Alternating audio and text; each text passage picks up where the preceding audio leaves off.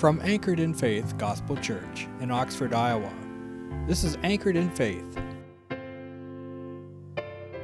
We're moving on from the name of God, which I want to just make a closing remark about that, is that we talk about the covenant name of God as Yahweh. And I don't have my note from last time, but that is the only Hebrew name for God. From what I'm seeing, all these other names that you hear applied in the church, now in the church, that's why we're saying this, are from the Canaanites. So what does that say? Well, it says that Israel just jumped in with both feet. You know, and I always thought Israel started out kind of faithful but from what I'm seeing, they went into idolatry pretty fast. And Hebrew is the language that, God dealt with Moses.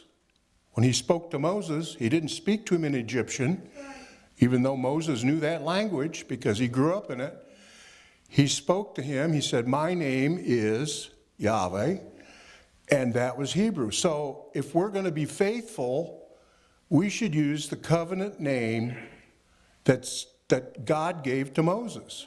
In your worship, if you use that name, I think it will change your worship. I mean, it has mine.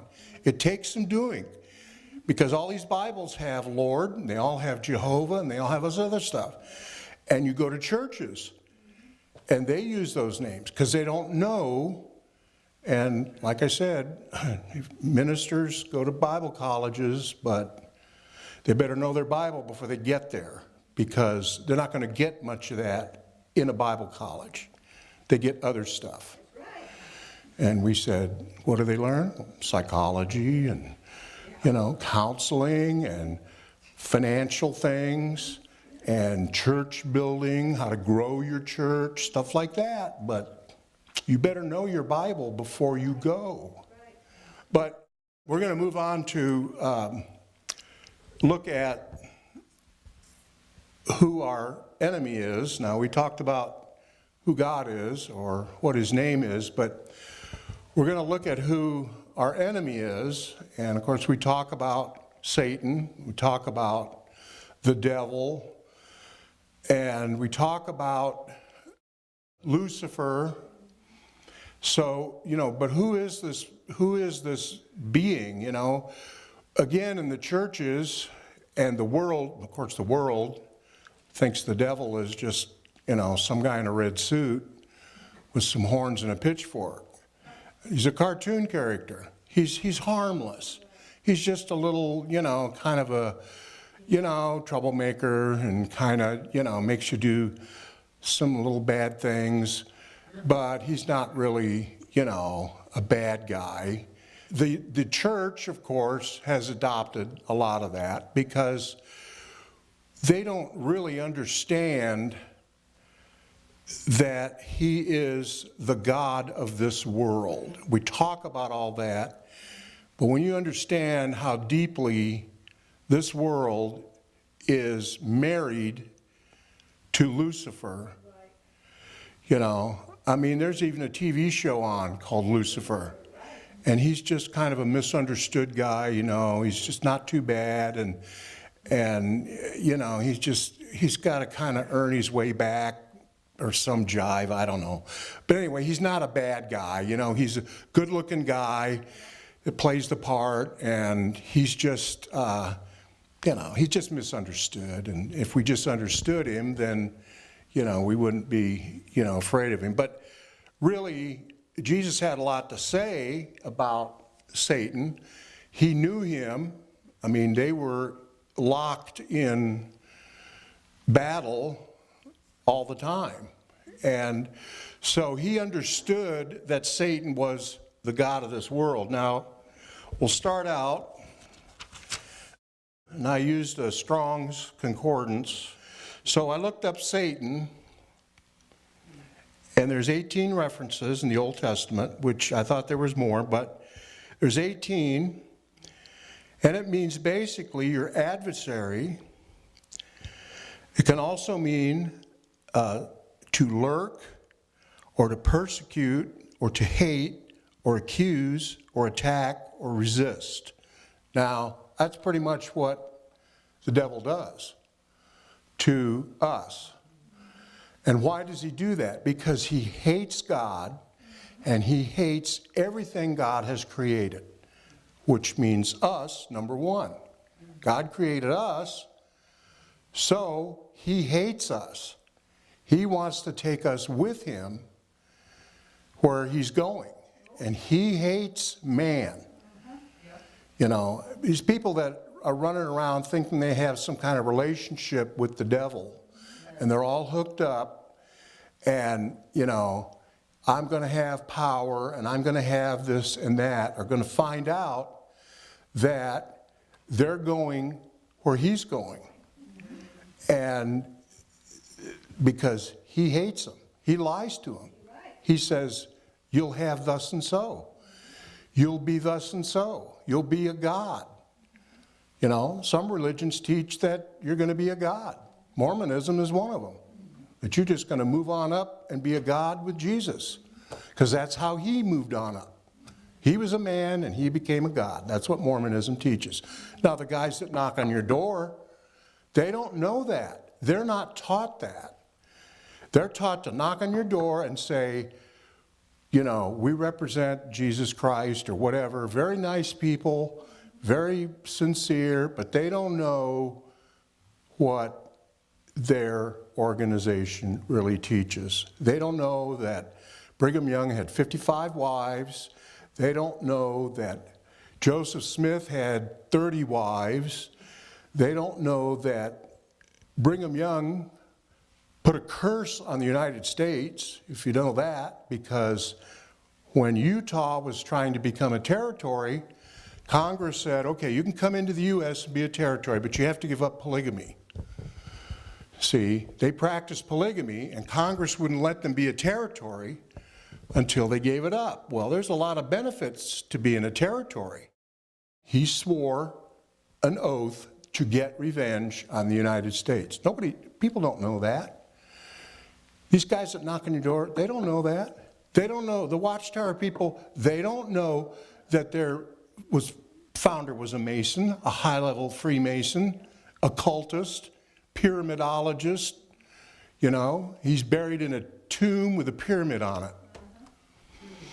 So they don't know any of that stuff. They just know what's on their little sheet that they're supposed to give you. So the devil tells these people that you're going to have this and that, and when the time comes, he double crosses them. Because if you know anything about occultists and Satanists, there's all this backstabbing that goes on in these organizations. Church of Satan and Temple of Set and Scientology and all these groups, there's double dealing, backstabbing, it's all politics, money, power, and it's one guy going after the other because there's a demon directing them all, and they're telling them, you know, get rid of this guy and you'll move up. So it's not what it seems. The devil is a liar. We've said that many times, but you see it. And he's the god of this world, and most churches do not understand what that means. They just think that, I don't know what they think, but they don't understand how corrupt the world system really is around them. And we're seeing a little bit of it with all this sex scandal that's coming out of Hollywood. You're seeing some of it. There's a lot of stuff coming out about pedophiles and these pedophile rings around the world. High-level people that, you know, deal in children and sexual slavery and all of this stuff. And I'm surprised that we're still seeing this. I thought it'd be, shut down, covered up, and get your eyes over here, because that's how TV and stuff works is, okay, well, look over here while we're doing something over here. See, we got a new scandal here every day to keep you so you forgot about, the one, last week. And it's just change. So that's how, the devil deceives people. He's got them looking at these screens, and that image changes, and you just can't keep up. I can't keep up with all this stuff. I don't remember which Hollywood guy got accused last week. I mean, it's not that important to me. It shouldn't be. I don't care what Hollywood does. Hollywood's always been that way. It's just more easily exposed now. But the devil is telling all these people that they're going to have all this stuff. So he's the god of the world. Now, as far as Lucifer, that's another name we use. There's only one reference to that, and that's in Isaiah 14:12, and that's a very familiar passage. We'll read it, but it's one that you hear a lot in church. Isaiah 14:12. It says, "How art thou fallen from heaven, O Lucifer, son of the morning, and cut down to the ground, which did cast lots upon the nations. Yet thou saidst in thy heart, I will ascend into heaven and exalt my throne above, beside the stars of God. I will sit also upon the mount of the congregation in the sides of the north. I will ascend above the height of the clouds, and I will be like the Most High. But thou shalt be brought down to the grave, to the side of the pit. They that see thee shall look upon thee and consider thee, saying, Is this the man that made the earth to tremble, and that did shake the kingdoms? He made the world as a wilderness, and destroyed the cities thereof, and opened not the house of his prisoners." Now, that is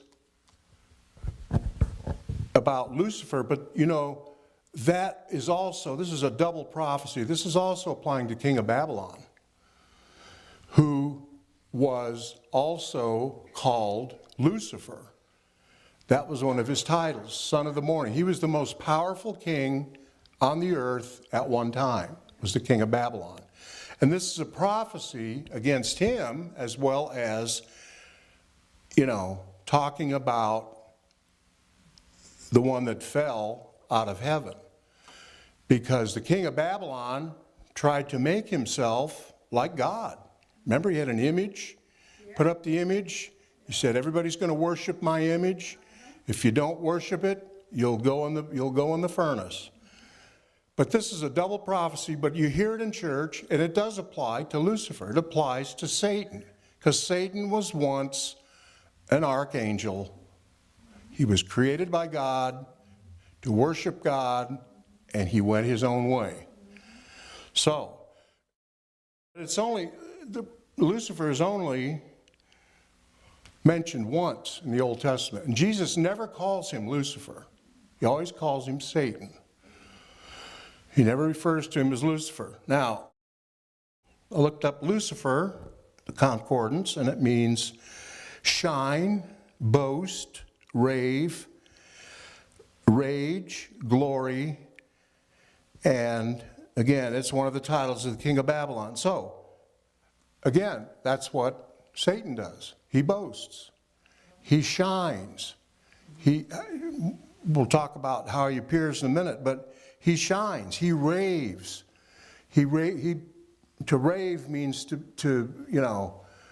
talk against. Remember when he went before God in the book of Job? He raved against Job. He said, Job is only serving you because of what he can get out of it. If you take his stuff away, he won't serve you. That's raving. That's, railing against somebody.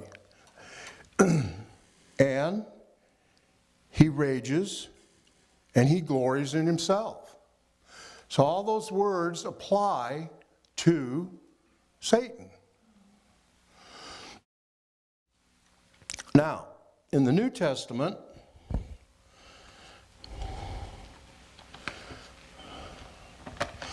we find that Satan appears not as a guy in a red suit with pitchfork and horns. He appears as an angel of light. So, 2 Corinthians 11:14 says,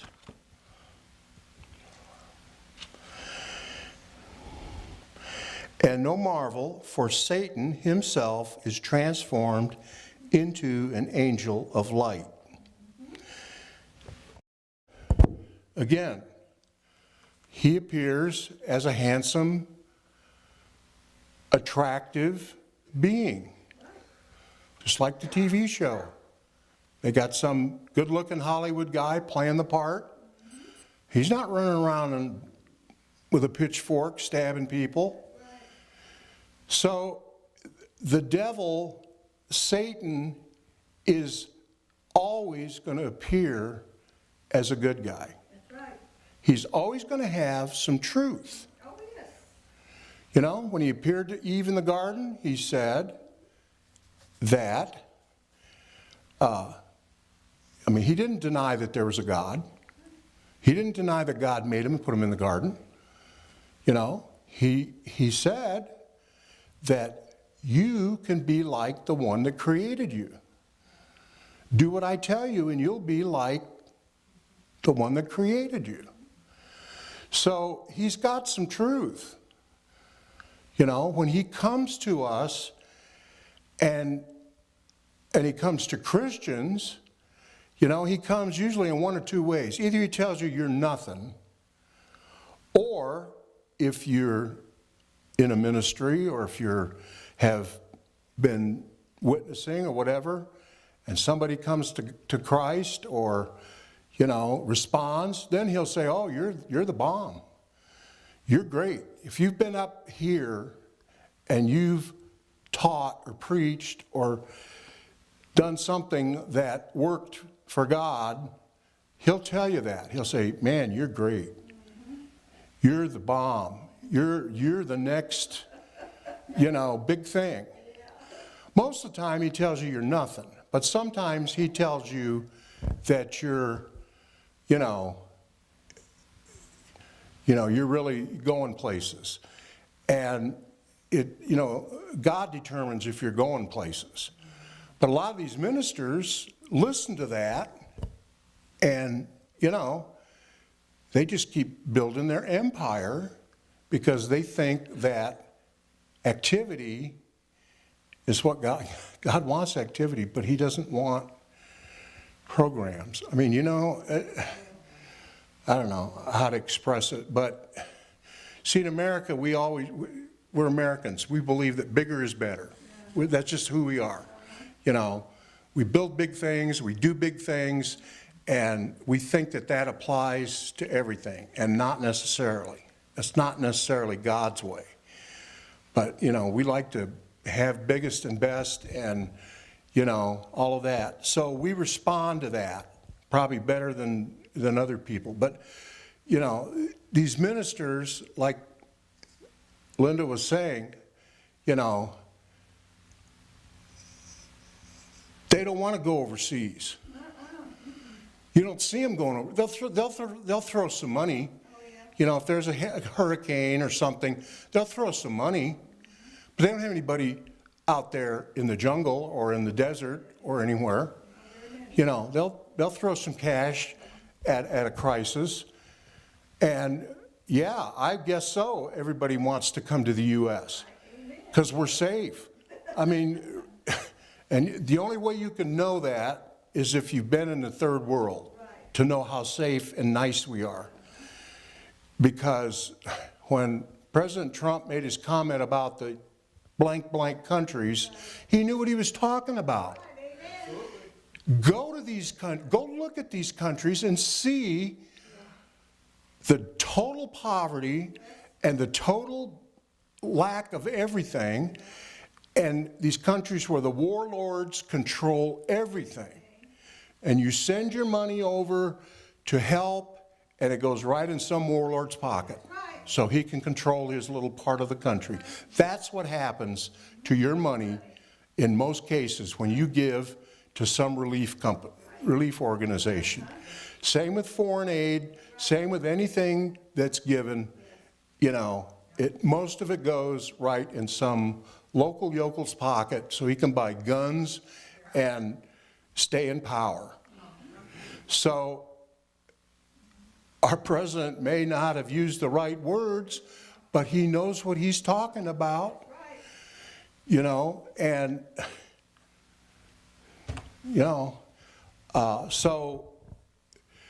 and a lot of these countries, are Muslim.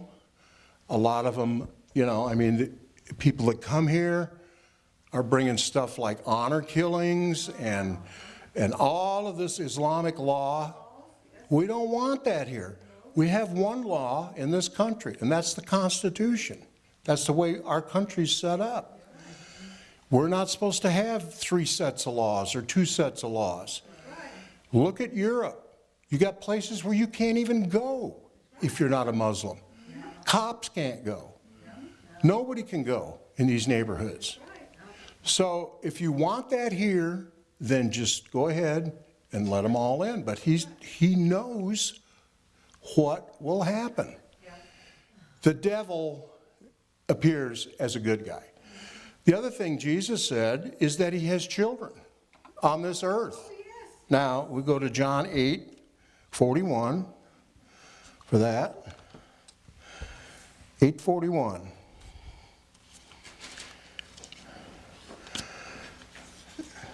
It says, "Ye do the works of your father." Then said they to him, "We are not born of fornication. We have one Father, which is God." Therefore Jesus said unto them, "If God were your Father, then would you love me, for I proceeded forth, and I came from God. Neither came I of myself, but he sent me. Why do you not understand my talk? Because you cannot hear my word. You are your father, the devil, and the lusts of your father you will do. He has been a murderer from the beginning, and abode not in the truth, because there's no truth in him. When he speaketh a lie, then he speaketh he of his own, for he is a liar, and the father thereof." So, he's talking to the religious leaders. And he says that you're the children of the devil. Now, that's pretty strong language. But Jesus is saying the devil's got his people on the earth that are literally his children. Now, if you know anything about the occult, you know that high-level occultists have relations with demons. They seek that. They want that. They believe that will make them a superhuman person. And the biggest thing the church needs today is discernment. The discerning of spirits. Because people walk into churches and they got all kinds of spirits. And most churches don't even recognize that type of thing. Oh, got another guy for to sit in the seats. More money. More this, more that. They don't know. They don't want to know. They don't want to, am I right, Pastor? They don't want to mess with the devil. They don't want anything like deliverance or nothing like that. They don't want to, they just want to let him sit and next one. So that's what we have. And yet Jesus said that Satan's got children just like God has his children. The Christians, so does Satan. And you know what? They go to church. The devil goes to church. He's more faithful than we are going to church. He's there every Sunday. And his children are there. If they weren't there, you wouldn't see the stuff going on that you see in these churches. Gay marriage, a lot of churches are rolling over for that one. A lot of them. Don't preach against it, or they just go with it. And, you know, that's just one example, but, you know, there's all kinds of things you could name. And so he's got his children just like God. Jesus said it. I didn't say it. He said it right here. You are of your father, the devil. So, and finally, of course, he has angels. We know that. And that's in 2 Corinthians 12:7. We'll close with that one. And lest I should be exalted out of measure, this is Paul talking, through the abundance of revelations, there was given to me a prick in the flesh, the messenger of Satan, to buffet me, because I should not be exalted out of measure. So, Paul is saying, Paul had a lot of revelation. Paul was in the third heaven. Paul saw Jesus. You know, he had a lot of revelation. And the messenger of Satan, messenger and angel are the same word. So this is an angel that was constantly, you know,